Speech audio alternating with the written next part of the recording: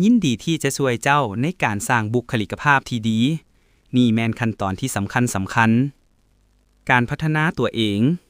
เรียนรู้อย่างต่อเนื่องอ่านปึ้มเรียนทักษะใหม่ใน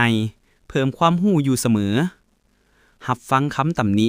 เปิดใจรับฟังคำชี้แนะจากผู้อื่นตั้งเป้าหมายกำหนดเป้าหมายที่ชัดเจนและดำเนินการให้ได้ตามเป้าหมายการสร้างสัมพันธ์เคารพผู้อื่น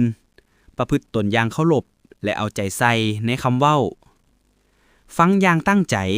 ให้ความสำคัญแก่คนอื่นเวลาเขาเว้าเห็นใจเพื่อนมิตรฮู้จักเห็นใจและเข้าใจคนอื่นการประพฤติตนมีความรับผิดชอบต่อการกระทำของตนเองมีความซื่อสัตย์ปฏิบัติตนอย่างซื่อสัตย์และโปร่งใสมีวิญญาณแห่งงานมีความพยายามและบ่ยอมแพ้การดูแลสุขภาพจิตฮู้จักจัดการความเครียดและอารมณ์รักษาสุขภาพกายออกกำลังกายและกินอาหารที่มีประโยชน์จื้อไว้ว่า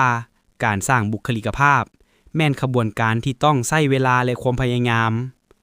ขั้นตอนน้อยๆที่ปฏิบัติอย่างสม่ำเสมอจะนำไปสู่การเปลี่ยนแปลงที่ใหญ่ขึ้นในที่สุด